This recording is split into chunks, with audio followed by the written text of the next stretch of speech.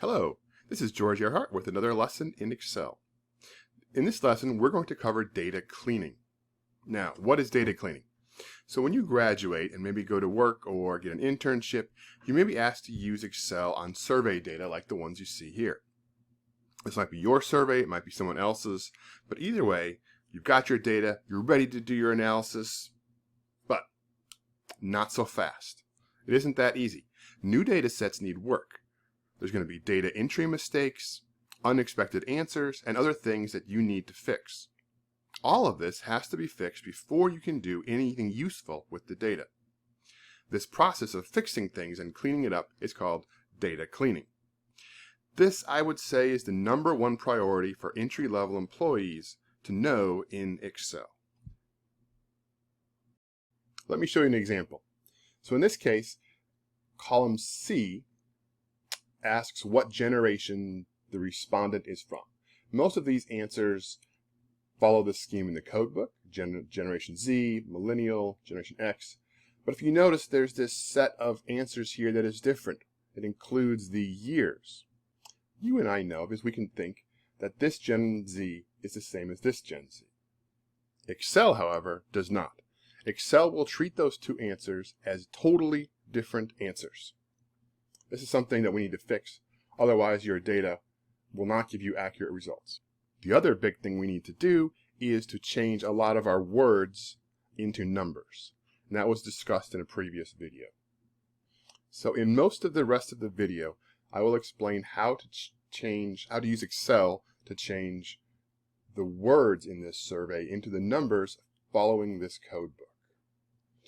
Once we've done that, there will be quite a few edge cases where maybe there was a data entry error, maybe someone put in a different answer, maybe someone felt that the answers that are listed in this code book did not fit them and put something else. And so we'll talk about how to deal with those sorts of situations and prepare the data set for analysis. Okay, here we go. Before we do that, however, we need to get two things taken care of. First is we need to put observation numbers into the data set so we can refer to individual cases by an actual number instead of by, the 230th observation in the data set. So to do that, that's pretty easy. We right-click on the first column. Typically, observation numbers appear in the first column of any data set. Right-click, insert. Here we can type observation. Now, as you know, there are 1,000+ observations in this data set. We would sure hate to type 1 through 1,000. So we're going to type 1. We're going to grab this little box, and we're just going to kind of pull it down. Okay, here we go. All right. Now, if you recall, this 1 isn't very helpful, but we click on this, do Fill Series, and boom. Where do we go here? So everybody, each observation in our data set now has its own unique identifying number. This will be useful later.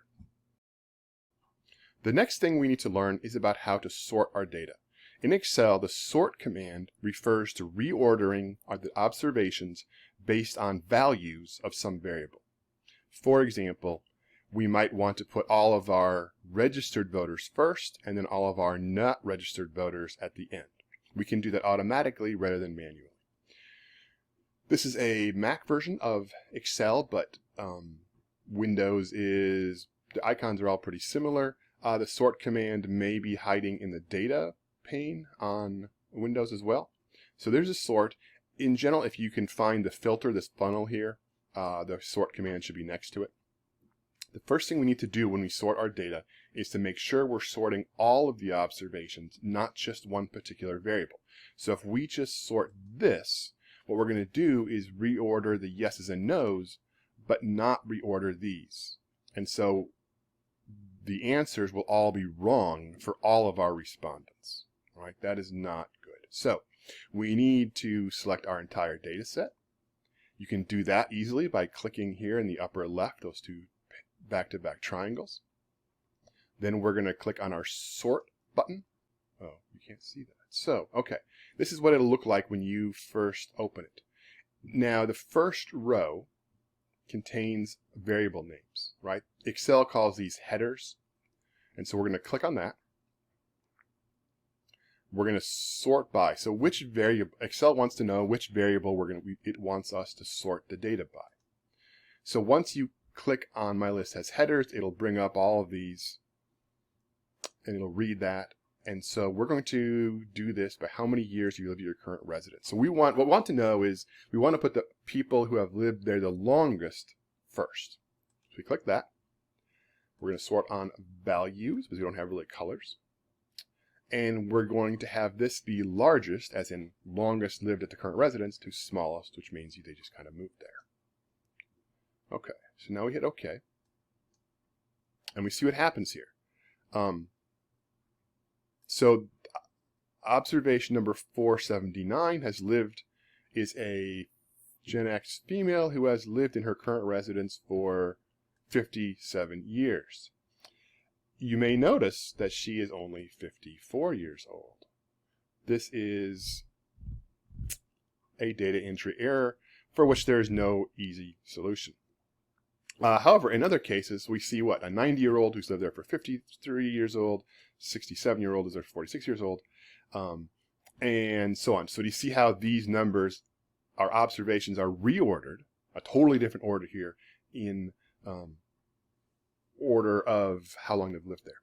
We can also do this sort, say, sex, values, A to Z. So here we're getting, it keeps the prior sort, right? So this person is still first, but we're getting all of our females. Okay, so what we see here, right? Females, and then there's just one observation, genderqueer.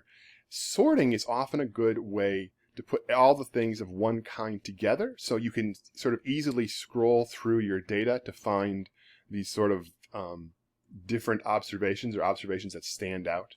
You know, if you kind of scroll through here, and you can tell just by the shape, even if you don't really read all those males, of what's happening.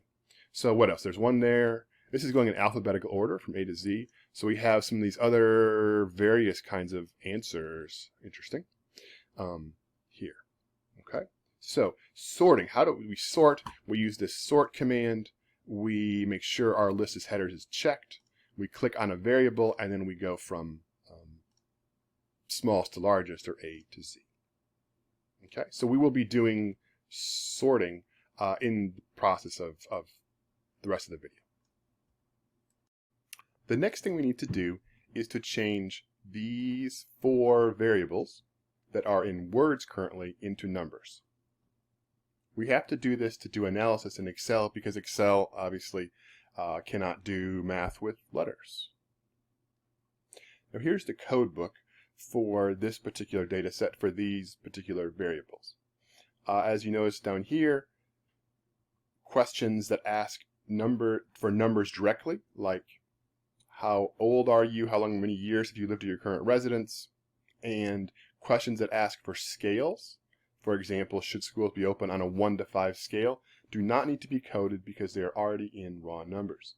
So in this case, we just need to recode the 4 variables here. Now, how do we do that? Okay, so first we make sure we know we're going to code males as 1. We're going to change these letters into this number, and these letters into this number, and these into this number. Now, it'll be a little more complicated than that, but the basics are we're going to highlight this particular column. Now, we don't want to go through and manually do this. That would be a total nightmare. So we're going to find and replace. So we're going to find, case shouldn't matter, female, and replace that with 2. Okay. If we do male first, there's going to be like a FE2 appearing here, and so it makes sense to do female first. So we're going to replace all. Boom. All of those females got turned into 2s. So we're going to do this. Male, replace with 1, replace all, find other, replace with 3. There were 7 of them. Okay. All right, close. Now, what do we have here? So notice it is not intuitively obvious if this person is male or female. To go from a coded data set back into human understandable language, we will need to go back to this code book and say, oh, this is a 1, therefore observation number 1 here is male. Okay, so we can now deal with exceptions. So let's sort this. Sort by sex from smallest to largest. Okay, so it puts well, no, we can do largest to smallest, and it'll put the non-numbers first. Okay, so this makes it easier. So we have all of these answers that do not fit into our coding scheme. There are several ways to deal with this. Right? One is to just delete all of them and leave them blank. The second is to change our coding scheme to include these. Okay. The third is to categorize these and lump them all together under some other category. There are theoretical research design reasons. There are reasons for and against each of these choices. That which choice you should make is outside the scope of this Excel video. This is just about how to do things in Excel. So in this case, we will just leave our coding as it is. This is the simplest way to do it. With that 1, 2, and 3, we won't change our coding. And we will try to minimize erasing information. So there are only, 12 of these, 11 of these, so we can do this manually. Sexy does not really give us much information on their sex, so we'll delete that. Prefer not to say. This is essentially the same as no answer, and so no answer is going to be deleted. Non-binary, call this other. It's an answer, clearly, but it's not male or female, so we'll call it other. Again, there are reasons to use this, there are reasons to use other ones, but they are research design reasons, not Excel-based reasons. Now we can go back, resort our data based on observation. It's the largest. Okay, so now we're back to our original data, right? Years, this is back to its original, and we have converted all of the words that were here into numbers, right? You use the find and replace command to go through value by value, replacing 1, 2, 3, 4, and so on. Then once you've done that, use the sort command to get all of the unusual answers together.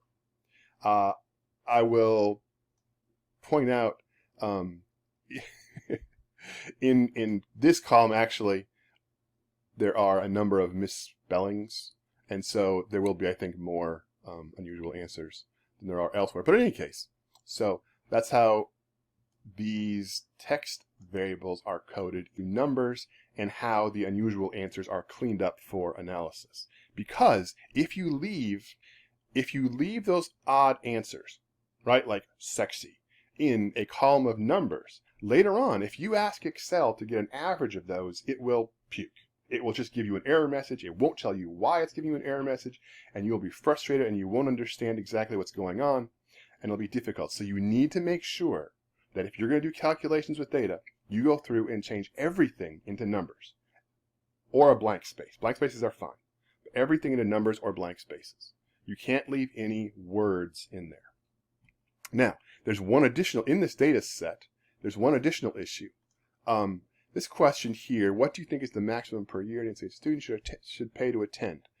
This is, notice there are dollar signs here. Okay, Excel has a number of formats. So in this case, okay, we click on number here, this percentage, and I guess we can highlight this first, and then Excel will do funny things, and it won't do calculations properly in some cases if we have things in currencies and percentages and commas.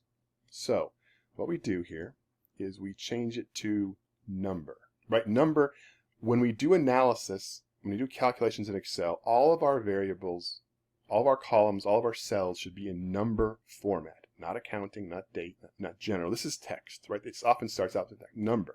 So we go here and it's just that. Okay, we can, we don't need these decimals, so we can adjust and make our data set a little bit, looking a little prettier. So once you've done all of these, then highlight the whole data set and make everything into numbers. Now you'll see a good sign is that all these decimals appear, right? If the decimals appear, you know Excel can do calculations on it. If you ever have a data set and you just have, like, and Excel is giving you error messages on calculations, and you have maybe like just 5 instead of 5.00, what may be happening is that Excel is seeing this as like a text value of a 5 and not an actual number value of a 5. And so you can go through and change it to number, and that may clear up your problem. So in this video, we learned how to insert a column and insert observation numbers to fill series and do this automatically rather than manually. We learned how to use a code book to identify what numbers should replace which word values, and we learned how to automate that process using the find and replace command. We talked about how to deal with unusual answers that must be deleted or replaced with numbers somehow to do calculations. And we talked about how to change all of our cell types from general or whatever it happens to be into number so Excel can do calculations.